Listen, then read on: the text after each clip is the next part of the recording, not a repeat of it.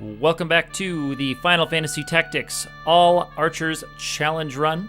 We are continuing with the Golden Coal City side quest for now anyway, with the Colliery Underground second floor. You can see Orlando is back here. He's still an archer with us. We're training him up, getting him all the skills that he needs to know, looking at concentrate, looking at some of the notable charges, jump +1. Basically, concentrate is our big one. Concentrate is what we were really shooting for. This one has some human characters that we need to overcome, and we do have Beowulf with us here as a guest. The behemoths back there are going to be tricky if they are allowed to get out and kind of develop their board a little bit. So with some luck and with some execution, we should not have to worry about that too much. So Beowulf gets his helmet stolen. These thieves are going to be faster than we are. Luckily, that one up top is retreating a little bit rather than coming down to overwhelm us. This chemist does have a gun. It is a magic gun. That is the misnamed. I think is that the blaze gun that shoots ice? I think that's the misnamed blaze gun. And you can see I'm mixing up bowguns and longbows here for this fight. Because we start at a height disadvantage, there are times where the bowgun is better because it does not suffer a height penalty. The longbow, of course, suffers the height penalty every 2 squares of vertical position. You add or subtract 1 range to the longbow. The bowgun, you do have to have the line of sight, and it's not quite as long, but we do have a couple characters with the bowguns so they can shoot up those hills without much trouble. And Ramza is looking at what he can do to either that chemist or the behemoth. Both of them are dangerous. Both of them really need to be taken out quickly.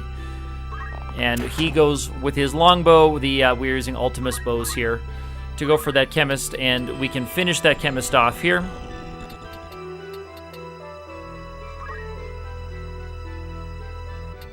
And Mustadio just looking for a good spot for him. And Mustadio was able to get the longbow up there with the height disadvantage. The bowgun would have worked just as well there too. And so this longbow wielding archer can take that archer out without having to move his position. He is going to get an advantage here, and also try to stay out of range of that behemoth at least on its first move. The thief is going to be able to get up there. Surge cannot get to that one because he's got a bowgun, I believe, so Surge can't quite get that archer because he doesn't have line of sight through Beowulf there. And so here's where we have a little bit of the trickiness on those bowguns, but we found a spot. And he's out of range of that thief now. Because he does not get the height advantage.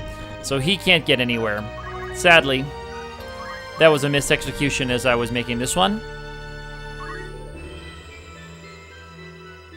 I think I probably forgot that he had a bowgun and not a longbow. So this behemoth is going to move into place, and he's going to go after Ramza with Sudden Cry. That can add the dead status. It does not this time, just does the damage, thankfully. That thief still retreating. Fine by me. Fine by me. I am totally okay with that. And I'm glad the thief is going after Beowulf again. He's going for a charged attack on Beowulf. Now that behemoth can't quite get into attack range for anybody. You can see Orlando's still learning his abilities. He doesn't have any charges yet. But he does get the bonus on the charging thief, which is nice. And the thief is still charging, so this will get a bonus as well. Not like they really need it. And he is going to just wait, because speed is the key for a lot of these kinds of battles. Speed is going to be our key. And I'm looking to target one of these behemoths if I can. He's out of range of that other one, and he's looking for a good line of sight for this one.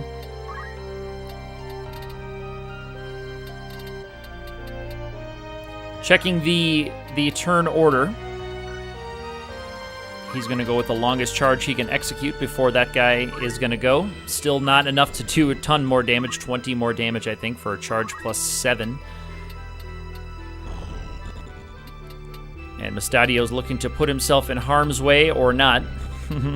Where can he still do some damage?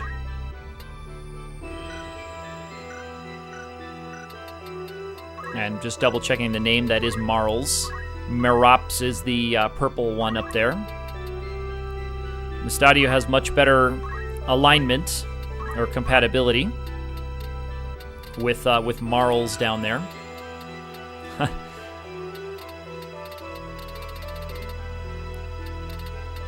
So he can't use any big charges. He's going to try to get just a little bit more. Any extra damage is going to really help if we can get another couple of hits on that guy. Thankfully, that thief cannot find a way to make himself useful yet. He's really, really struggling. Beowulf also has nice compatibility. Pops that behemoth. And we're going to dump 3 charged attacks into him. And going after... Ooh, guarded. And that's another advantage of the bowgun, is you can have a shield in your offhand. So Orlandu does survive. And Ramza is charging one last attack to the behemoth down there at the bottom. So Orlandu's going to position himself to start to go to work on the other one. And his damage is just so nice. Damage is just so good. There's Ramza's charge, takes that behemoth out. And he's looking for a line of sight shot with the bowgun. He's safely out of counter range of that behemoth.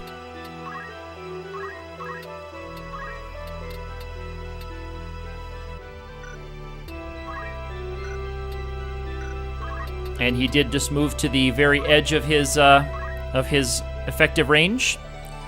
The thief still does not want to do anything. Still just declining to take an action, which is okay by me.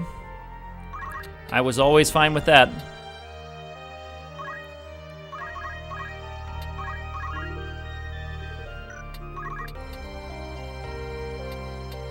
And Mustadio's going to get himself into position as well. This is, when you have bigger bosses like this, you just have to try to get the archers to gang up on them and put as much damage into them as quickly as you can. This is what became a problem with the Velius battle, is that Velius and his minions had so many area of effect, high damage spells.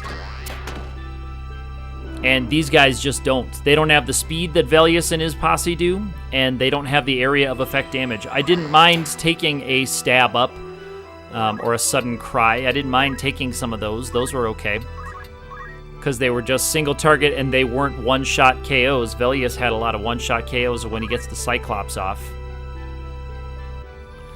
And so now the work begins in chasing that thief to the top. We're out of danger range here. Nobody's dead. We'll have crystals appearing for us soon. We did not poach any of the behemoths. We weren't looking for anything here. And in story battles, I'm not using the poach command, but I do have it open for myself to use later in this game if I find that there's archer-specific equipment that can be poached. Like I used the steel command to pick up these Ultimus bows. I gave myself that because I think this game, playing with this challenge, I want to use all of the archer stuff that I can. And so sometimes that requires other jobs' abilities to obtain. Move, find item, for example. And we're going for another steal. So we've lost a couple pieces of equipment here in this battle. That's okay. That's okay. Ramza is able to use his nice jump to get up there. And now we can finally start going to work on that thief. We're finally in range. And we need to get 3 squares away for the bowgun. while also leaving a little bit of room for Beowulf to get up there and get a shot in if he can. And poor Chamberlain, all the way back down at the bottom. He's just going to put an arrow into Beowulf for the XP, and look at that, he picks up a level. He just pops Beowulf for that level up, and it's nice in battles like this that are supposed to be kind of tricky. We're getting some experience. Beowulf's going to pick up that crystal, heal himself up. He's okay. He's going to be fine. I don't plan on using him much for a while. I may look at his brave and try to get him as maybe my treasure collector in the deep dungeon. But anyway, that is it for Colliery Underground's second floor. The behemoths taking out big HP totals, not very fast, certainly not fast enough to overcome the archers. And so on we go to the first floor.